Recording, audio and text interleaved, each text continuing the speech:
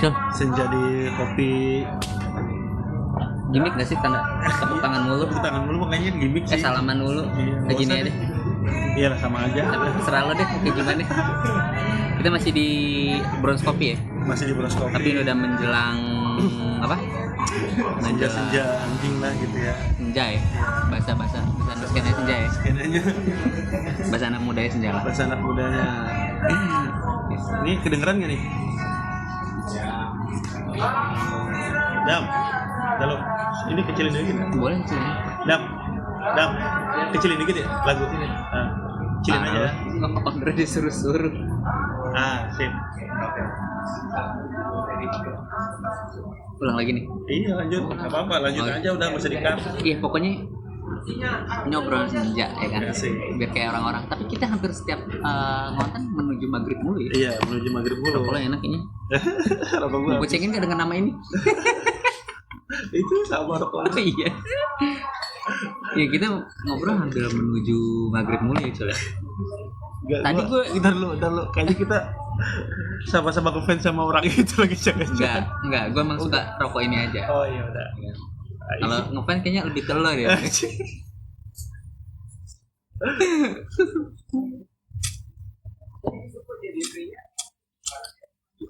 Ya udah. Ada yang mau lu tanya?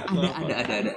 Tadi gue ngirim link kalau coba. Iya. Udah di sini soalnya masuk. Iya, Okay. tapi udah gue baca. Bisa enter nggak yang ini? Ada ini internet. Bentar. Buka dari HP lo aja deh. Gue mau nanya dari link yang gue kirim ke Nico. Gini nih. Lu cari nih. Nyalain dulu deh.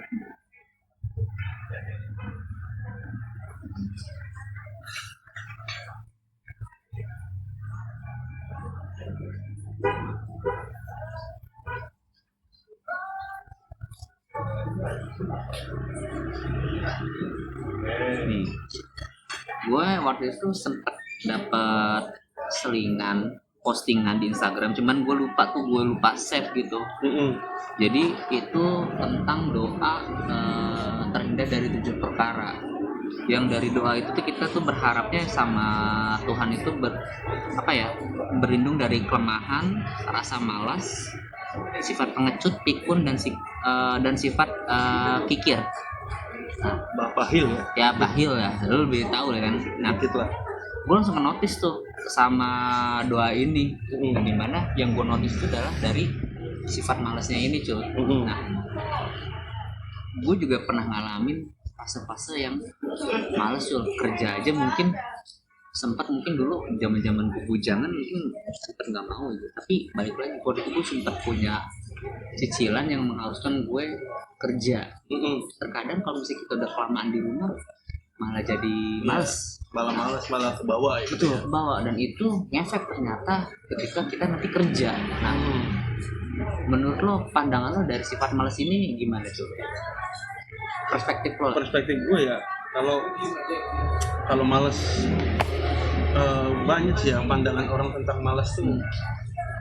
Bakal luas lah ya. Bakal luas sih ya. Kadang-kadang orang yang kerja pun dibilang malas ya, kayak gue sendiri gitu. Kayak gue sendiri pernah punya pengalaman lah, maksudnya pengalaman pahit lah gitu ya. Pengalaman pahit. Gue pernah dibilang pemalas gitu, yang akhirnya gue sendiri udah karena udah terlalu biasa gitu kan. Udah terlalu biasa itu. Enggak perlu santai kali. Iya, stigma itu ke gue, jadi gue sih udah santai juga akhirnya nanggepinnya gitu. Kalau dulu kan gue agak kencang juga kan nanggepinnya. Gue nggak seperti itu gitu. Iya, lo ada ignore dari diri lo. Iya, ada pembelaan lah gitu kan.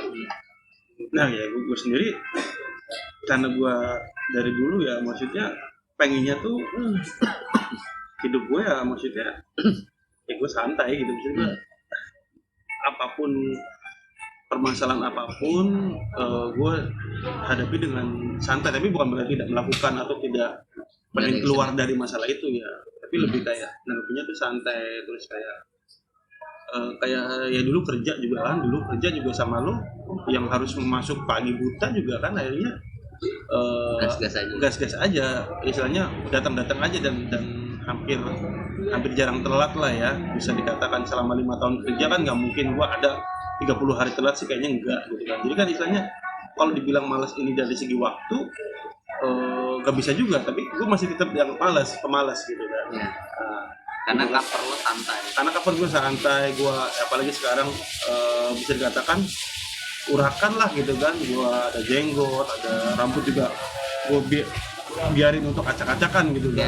Nah itu yang akhirnya mengcover diri gue sendiri, yang orang akhirnya kena stigma lewat aja guys. Kena stigma gue bahwa gue pemalas gitu kan. Gue sebenarnya pernah punya pengalaman gini deh. Jadi pengalaman sedih gue lah. Jadi pengalaman sedih gue dulu pernah punya hubungan lah ya. Ini udah lama juga nih hubungannya. Hanya sekedar sharing lah ya. Sharing, ini hubungannya udah lama juga dan udah lama juga nih gue punya hubungan. Ini ada sesi insight nih dari dia. Aman. Kita punya hubungan lah, gue 3 tahun lah gitu. Kita hampir married juga lah gitu lah. Tapi di akhir-akhir hubungan itu bisa kan ya hubungan wajar lah kalau ada clash atau apa gitu. Tapi di saat dia memutuskan konflik gitu kan. Di saat dia memutuskan untuk tidak lanjut itu dianggapnya si cewek ini tuh maksudnya di posisi itu tuh kita lagi nggak berantem, lagi nggak ada clash, lagi baik-baik aja, smooth aja gitu, nggak ada berantem, nggak ada lagi berselisih dalam satu hal juga nggak ada gitu kan. Terus akhirnya dia ngasih statement bahwa gue hidupnya terlalu santai gitu kan, hidup gue terlalu santai, yang berkesannya itu dari statementnya dia itu bahwa gue itu pemalas gitu intinya gitu kan. Maksud dari dalam sisi apa nih? Ya itu gue ya emang dari sisi misalkan ya santai aja secara pembawaan gitu loh bro. Kayak nggak ada beban gitu ya? Iya kayak nggak ada beban, terus kayak tapi gue selalu berusaha kayak misalkan gue kerja atau apapun ya gue akan melakukan sebaik mungkin, tapi dengan apa namanya, dengan sesuatu yang bisa gue lakuin lah, ini seperti itu. Jadi gue apa namanya kayak sekarang gue di bidang event misalkan ya, kalau lah gue ya memang di kerjaan juga kadang santai apa segala macam, kadang juga nggak ngantor apa segala macam, tapi gue selalu berusaha untuk kayak misalkan kalau gue ngeprojekin sebuah event, bagaimana event itu zero mistake gitu kan. Itu kan tanpa kesalahan ya. Iya, tanpa kesalahan. Tapi kan sebenarnya itu kayak gue punya disiplin diri sebenarnya gitu loh, punya disiplin diri untuk melakukan hal yang terbaik gitu kan. Terus kembali ke tadi kayak misalkan males lah apa terlalu santai gitu, kayaknya nggak ada apa sih namanya, nggak ada effort hidupnya, terus kayaknya nggak ada masa depan. Gue dibilang kayak gitu. Gue tuh nggak ada masa depan, gue tuh nggak ada ini, sampai di satu titik yang akhirnya menurut gue yang nyakitin itu udah bahwa dia sampai bilang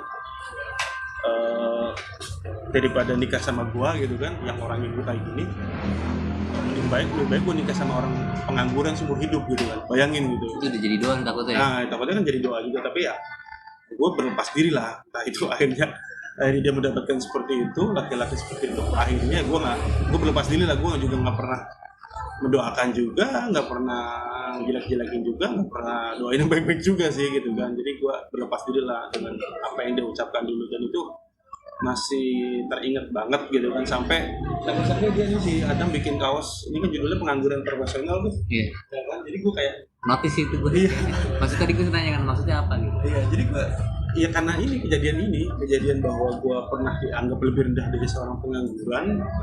Jadi kayaknya gue pengen hal-hal sarkas mengenai pengangguran tuh buat gue seru akhirnya gitu. Jadi kayak istilah apa namanya, pengangguran profesional gitu. Jadi kayak hal yang berbau pengangguran tapi sarkas gitu kan, tujuannya sarkas itu bagi gue keren gitu. Jadi gue kayak akhirnya gue berpikir sendiri, karena gue terlalu santai mungkin kayak pengangguran atau apa, mungkin lebih rendah dari pengangguran, tapi gue proporsional dalam artian gue setiap ada kerjaan, ada sesuatu yang wajib gue gue kerjakan, gue tanggung jawab gitu kan. Gue punya disiplin diri yang mungkin orang lain berbeda dari kebanyakan orang gitu loh. Jadi disiplin orang akan berbeda-beda menurut gue ya. Di satu sisi, di setiap orang di kantor lu misalkan lu punya lu punya waktu misalnya masih jam 8 gitu kan. Ini nggak mungkin bisa pada datang jam 8 tet pas gitu kan. Mungkin ada yang 8 kurang 1 menit, 8 kurang 2 menit gitu kan. Ya karena disiplinnya dia dari rumah ke kantor itu kan berbeda-beda disiplinnya. Lalu ada satu yang mungkin kasih nyuapin anaknya dulu disiplinnya ya kan. Disiplin ini kan maksudnya menurut gua kayak runutan-runutan yang dia harus kerjakan gitu kan. Yang itu dia rutinitas dan wajib lah istilahnya kayak gitu. Apa lu ngasih makan ayam dulu kan gue nggak tahu ya kan. Tapi impact akhirnya kan si disiplin ini dia harus punya tanggung jawab di kerjaan, walaupun lu punya tanggung jawab di rumah juga. Kalau menurut gue ya pribadi disiplinnya lo bisa memanage waktu. Kalau menurut gue akhirnya ini bakal kayak gitu ya. Iya betul ya. Karena orang cuma taunya lah ini orang kenapa nih, ya kita kan nggak tahu reasonnya dia gitu. Tapi kan balik lagi si orang ini ya harus memanage waktunya. Kalau menurut gue pribadi gitu sih, ini bakal kayak gitu. Balik lagi ke perspektif ya tadi masalah malas, mungkin lo dapat perspektif seperti itu dari orang lain kan. Kalau perspektif gue yang tadi salah satu poin malesnya itu dari doa itu yang pengen dihindari itu adalah sebenarnya doa yang wajib sih, kayak setiap laki-laki terutama. Karena laki-laki kalau misalnya males tuh impactnya bakal banyak tuh. Betul. Jadi ke identitas dia. Ketika udah jadi identitas dia tuh jadi kayak lu jadi pemimpin di rumah tangga. Lu harus ngasih makan anak bini lu. Kalau lu males, jadi gimana tanggung jawabnya? Karena ketika lu menikah ada tanggung jawab yang lu janji sama Tuhan. Lu harus tepatnya lu ngasih nafkah gitu. Kalau lu males nggak kerja ya gimana gitu. Nah itu tuh yang wajib banget laki-laki selalu doain ini. Terlebih dia sadar atau enggak. Terlebih dia sadar apa, karena menurut gue dia harus sadar dulu lalu doa itu. Menurut gue banyak cuy di saudara gue lah, gue gak bisa sebutin, menikah bertahun-tahun tapi gak kerja yang pasti gitu. Gue bukan menjelekan ya, tapi gue belajar kayaknya apa yang dia lakukan ini sebagai pembelajaran gue. Manusia itu memang harusnya memberi nafkah, tapi dia mungkin belum sadar gitu. Walaupun mungkin saudara-saudaranya udah nyuruh dia kerja atau apalah buat effort lebih buat keluarga. Karena kan balik lagi, kalau punya istri, kalau nanti punya anak lu harus sekolah, anak lu punya biaya kan harus pakai kerja. Logikanya kayak gitu ya.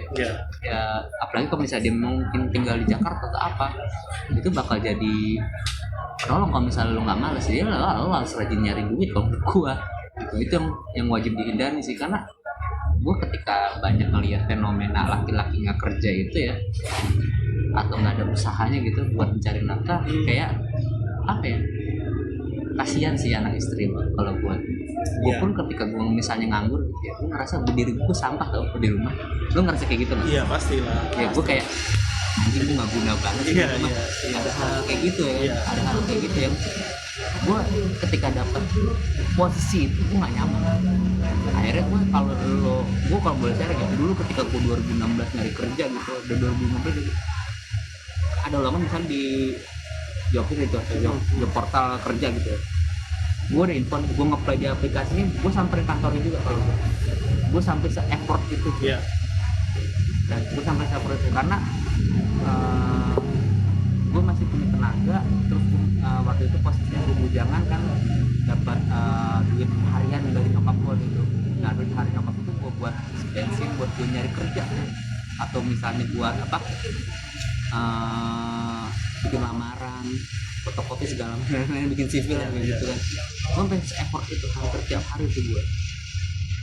Walaupun memang jawabannya nggak langsung dapat kerjaan, tapi at the end bakal dapat kerjaan. Karena gue Allah lihat gue dari effort gue ini. Kalau gue gitu tuh, sama kayak misalnya gue ngelamar kerja sekarang, ngeblas lamaran misalnya gitu. Kita nggak bisa naruh lamaran satu tungguin gitu, nggak bisa kayak gitu. Tapi lo ngeblas banyak gitu, effortnya harus lebih ini. Nah ketika lo dapet kerjaan, effort lo, tanggung jawab lo harus lebih juga menurut gue. Karena balik lagi tadi gue bilang ada anak istri lo, terutama laki-laki ya. Menurut gue itu sih pandangan gue. Jadi kenapa gue ketika gue dapet postingan itu di Instagram waktu itu ya, dapet doa itu kayak nyentil aja di diri gue. Berarti secara nggak langsung Allah ngasih tau gue pelajaran dari orang yang gue lihat gitu. Terus ada informasi doa kayak gitu. Berarti sebagai laki-laki pertama ya, malah benar-benar harus dihindari. Jadi gue ada ini ya, ada gue salah satu statement dari salah satu ustadz yang gue look up lah. Nah ini gue tunggu nih. Jadi namanya rezeki itu udah diatur sama Allah. Rezeki lu akan dapat berapa dan berapanya itu Allah udah menetapkan lah kayak gitu ya, kurang lebih. Tapi terus tujuan kita bekerja itu apa gitu? Jadi tujuan kita bekerja itu sebenarnya kita mensyukuri nikmat Allah, mensyukuri nikmat Allah, kita ngasih punya sehat, terus bisa bekerja, ngasih sehat, ngasih tangan, ngasih akal, ngasih akal buat berpikir gitu kan. Itu jadi salah satu apa namanya, jadi salah satu nikmat yang diberikan Allah dan kita mensyukuri. Nah, mensyukurinya dengan cara apa tadi? Kita menggerakkan ini untuk menjemput nafkah itu, menjemput rezeki itu. Ya gitu. Sekalipun rezeki itu memang sudah diterapkan gitu lah. Kurang lebih kayak gitu konsepnya gitu kalau gue nggak lupa ingat ya. Jadi gue berpikir gitu. Kalau kembali ke malas tadi gitu. Cara orang untuk menggerakkan menggerakkan dirinya dia, menggerakkan perangkat-perangkat yang ada dalam tubuh inilah gitu. Itu ya mungkin berbeda-beda gitu kan, caranya berbeda-beda, timingnya juga berbeda-beda gitu kan ya. Atau mungkin tadi gue share, mungkin dia belum sadar, mungkin akan sadar dalam beberapa tahun, kita nggak tahu kan. Iya gitu. Tapi balik lagi, kesadaran itu kalau bisa lebih cepat, karena apa? Ada anak istri lo. Ada trigger lah. Ada trigger yang apa sih namanya, yang kayak lu mau nggak mau memang lu harus gerak gitu loh. Iya. Ya gitu, lu nggak mau harus gerak apapun itu nanti. Kadang-kadang yang harus nge-trigger tuh lihat kanan kiri aja langsung. Iya. Di depan mata kita tuh udah jadi trigger harusnya. Trigger kita, iya gitu. Jangan lu nungguin lo dapat informasi atau hidayah atau apa. Iya. Nggak seperti itu ya. Even sesuatu yang lu pakai bisa jadi trigger loh. Misalnya gue pengen punya sepatu A, B, C, pengen punya yang lebih bagus atau apa, kan itu trigger kita untuk menjemput rezeki tadi gitu kan. Jadi makanya kalau misalnya gue nggak pernah bilang, gue pribadi akhirnya nggak pernah bilang orang ini malas atau apa. Kalau misalkan dia tidak mengerjakan apapun, mungkin akan bisa dibilang malas menurut gue, ya kan. Tapi kalau misalkan dia masih mengusahakan gitu kan, karena rezeki orang tuh beda-beda juga gitu kan. Kayak lu, ada nggak lu berpikir, pernah nggak melihat orang bisa usahanya sepele ya tapi hasilnya gede gitu kan? Pernah nggak lu berpikir kayak gitu? Pernah. Atau mungkin usaha lu simple ya tapi anak lu bisa kuliah atau apa, misalkan ya kita ngeliat dari misalnya ke tukang sayur nih. Iya, tukang sayur lagi mulai anaknya gitu ya. Iya kan logikanya, tapi anaknya bisa nggak masuk ya hitung-hitungan duitnya kayak. Iya gitu kan. Atau anaknya di UI. Pas kita lihat kerjaan seorang tukang sayur subuh jam 2-3 pagi udah ke pasar lagi. Iya. Gue ada nih ada satu freelance di tempat gue kerja. Itu dia freelance kalau dipanggil. Ya kan? Kalau dibutuhkan gitu kan. Kalau dibutuhkan malah dia misalnya gitu kan, kadang-kadang malah dia mancing juga gitu kan. Tapi anaknya lulusan IPB. Duit dari mana gitu kan? Ya kan, misalnya ya Allah, karena Allah sudah menetapkan rezekinya lah, maksudnya buat kaumnya sih menurut gue ya. Jadi buat umatnya. Jadi kalau misalkan takarannya itu semua orang harus bangun pagi terus harus gerak semua bareng-bareng beriringan, kayaknya malah nggak menjadi rantai gitu menurut gue ya, nggak malah menjadi rantai kehidupan gitu sistem. Ya kayak misalkan gini aja, kayak misalkan kita kerja dulu shift-shiftan ya.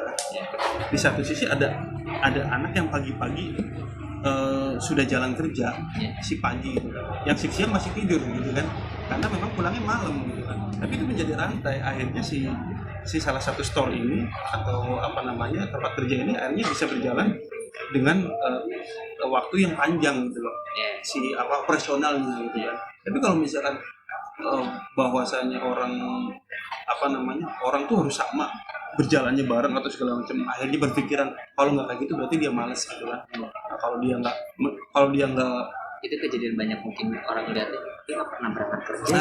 Gitu. Kerja siang dulu, ngapain tuh dia tuh balik malam? Gitu kan akhirnya menjadi rantai ekonomi gitu kan. Akhirnya sebuah perusahaan atau bisa ada yang menunggu sampai malam atau bisa mendapatkan cuan sampai malam gitu kan. Kayak misalkan di sini gitu, di kedai kopi yang kita lagi duduk ini kan misalkan buka jam 1, jam 12 malam. Ya nggak mungkin semuanya masuk jam 1 gitu kan. misalnya kayak gitu ya, karena ada shift-shiftnya. Akhirnya bisa membuat dia sampai jam 12 ya, karena mungkin ada 2 shift, ada orang preparation dari awal sebelum opening, nanti closing itu bukan yang opening gitu loh. Ya, bisa jadi kan kayak gitu ya. Jadi itu menjadi rantai akhirnya rezeki itu akhirnya pendapatannya itu gitu akhirnya kan bisa menjadi dari satu orang bisa menjadi 2 orang malah gitu. Nah, gitu lah ya, kurang lebih kayak gitu. Jadi kalau misalkan dibilang gue sih pribadi gue lu malas gitu ya apa gitu pribadi ya apa gue dibilang malas, gue dibilang nggak bisa kerja atau apa gitu ya, itu kata-kata itu kan sering kita dengar dulu ya di tempat kerja yang lama ya, nggak masalah juga gitu loh kalau menurut gue, karena gue di saat seperti itu, gue di saat dibilang seperti itu, gue lebih pengen menunjukkan sisi idealisme gue. Gue yaudah kalau misalnya gue di tahap itu, gue nggak bisa melangkah bareng lu nih atau bagaimana gitu kan segala macam, tapi gue punya langkah sendiri atau punya cara tersendiri atau metode tersendiri yang tujuannya sama, menjemput rezeki juga gitu loh. Kayak si Adam ini ya, nyari rezeki bareng terus ya. Ya gitu ya. Struggle ini nih. Iya, struggle gitu kan. Mungkin langkahnya ya kayak tadi misalkan orang sukses itu nggak ada waktunya di umur berapa ya bro, ya kan. Coba baru umur 25 udah sukses kayak gini ya kan. Ya gua ya kan. Bisa lagi. Si Adam ini punya usaha lah. Jadi istilahnya itu kan kayak itu jadi satu cita-cita gue lah gitu kan. Gue pengennya di umur 30 gue udah punya usaha sendiri, gue udah punya entah untung atau entah rugi gitu kan, pikiran gue dulu ya, gue bisa berjalan survive dengan usaha gue, tapi kan ternyata gue belum bisa. Punya bendera sendiri loh. Punya bendera sendiri gitu, apapun itu yang penting halal lah gitu ya. Entah gue jualan sayur atau gue jualan ketupat sayur Padang ya kan. Udah malam gila deh. Gue nggak tahu ya. Ya nggak sih? Iya. Ya kan? Gue tiba-tiba ketemu orang Padang, kenalan cara bikin rendang begini ya kan. Akhirnya gue bisa menyerupai kan, kita nggak tahu gitu. Ada loh gue cerita. Jadi ini sih masih saudara gue juga. Jadi dia itu arsitek awalnya dari zaman bujang. Terus Ajan bro. Ajan ya? Ajan ya? Ya udah nggak jadi cerita ya, kayaknya udahan aja.